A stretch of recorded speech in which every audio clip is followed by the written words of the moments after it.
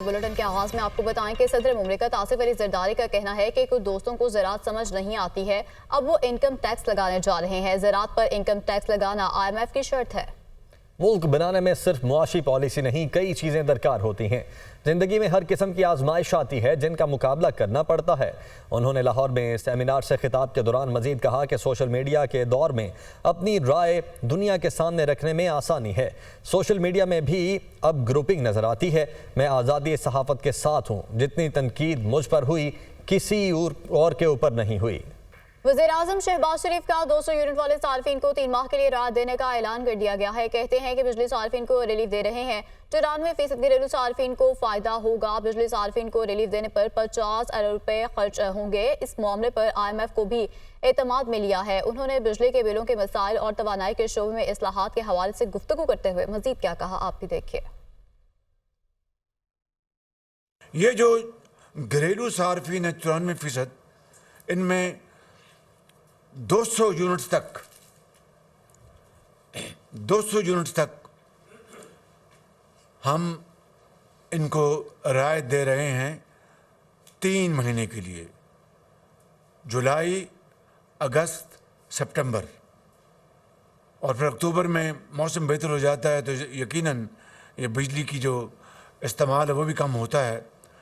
और इस 3 महीने की जो हम अपने आम शहरी, आम सारिफ जो है, ये जिस तरह मैंने कहा कि ये 2.5 करोड़ ये कंज्यूमर्स हैं, हाउस होल्ड्स हैं, 94% इसके ऊपर 50 अरब रुपए की रकम खर्च होगी। पिछले दौर में ये कहा गया कि 90 दिन के अंदर पाकिस्तान में करप्शन का खात्मा हो जाएगा।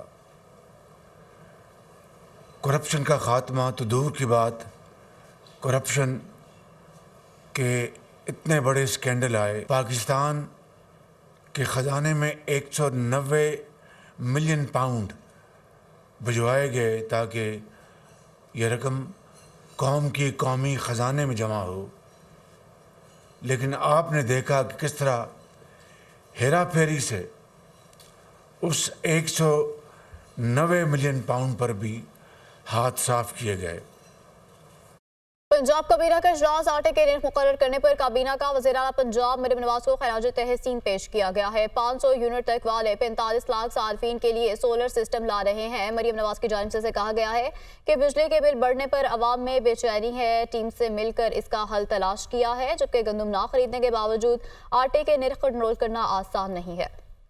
आगे बढ़ते हैं। शुमाली वज़ीरिस्तान में सिक्योरिटी फोर्सेज और दहशतगर्दों में झड़प, फायरिंग के शदीद तबादले में 2 दहशतगर्द हलाक हो गए हैं। ISPR के मुताबिक फायरिंग के तबादले में कैप्टन मोहम्मद उसामा बिन अरशद बहादुरी से लड़ते हुए शहीद हुए। इलाके में छुपे दहशतगर्दों की तलाश के लिए ऑपरेशन जारी है। शहीद कैप्टन मोहम्मद उसामा बिन अरशद का ताल्लुक ज़िला रावलपिंडी से है। शहीद कैप्टन मोहम्मद उसामा ने अक्टूबर 2020 में पाकिस्तान आर्मी की NLI रेजिमेंट में कमीशन हासिल किया। शहीद कैप्टन मोहम्मद उसामा बिन अरशद ने 4 साल तक दिफाए वतन का मुकद्दस फरीज़ा सर अंजाम दिया। शहीद कैप्टन मोहम्मद उसामा बिन अरशद शहीद के सोगवारान में वालिद, वालिदा, एक भाई और 4 बहनें शामिल हैं। सदर मुमलिकत आसिफ अली जरदारी की चौधरी शुजात हुसैन के साथ मुलाकात हुई है। वफाकी वज़ीर दाखिला मोहसिन नकवी, वफाकी वज़ीर चौधरी सादिक हुसैन भी मौजूद थे, जबकि मुलाकात के दौरान मौजूदा सियासी सूरत हाल पर तबादला ख्याल भी किया गया है। हमारे पास ज़ाया करने के लिए वक्त नहीं है। आसिफ अली जरदारी की जानिब से ऐसा कहा गया है कि पोलराइजेशन से हटकर असर हाजिर की सियासत की तरफ बढ़ना मुल्क की ज़रूरत है। कराची के मुख्तलिफ इलाकों में बारिश, नया नाजिमाबाद, नॉर्थ नाजिमाबाद, शराय फैसल पर तेज बारिश, PECHS II चंद्रीगढ़ रोड पर भी मूसलाधार बारिश। गर्मी और हब्स में कमी हुई है। बारिश के बायस मुख्तलिफ हादिसात में 2 अफराद जाँ बहक भी हुए हैं। लुबना मुमताज़ कराची से हमारे साथ मौजूद हैं। लुबना, बताइएगा बारिश के बाद के क्या मनाजिर देख रही हैं आप कराची के?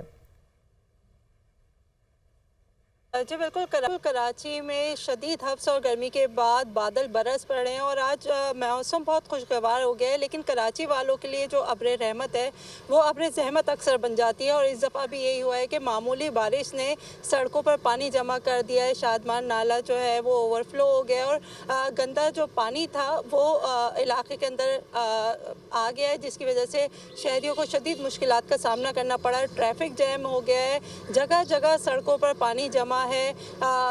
मुख्तलिफ इलाकों में कराची के बिजली भी गायब हो गई है। अगर हम बात करें कराची में होने वाले इस बारिशों से हादसात की, तो आज एक छत गिरने से एक हलाकत हुई है, जबकि दूसरी हलाकत करंट लगने से हुई है। अगर हम बात करते हैं ये साइन बोर्ड्स की, हमेशा कहा जाता है कि साइन बोर्ड्स को हटा देना चाहिए। बड़े बड़े साइन बोर्ड्स की वजह से काफ़ी वाक़यात पेश आते हैं। इस वक्त भी गुलशन मेमार में एक बड़ा साइन बोर्ड जो है वो गिरा, जिससे कोई जानी हलाकत तो नहीं हुई, लेकिन एक शख्स जो है वो जख्मी हो गया है। ठीक है, जख्मी भी वहीं हुआ एक दूसरी शख्स। बहुत शुक्रिया आपका लुबना।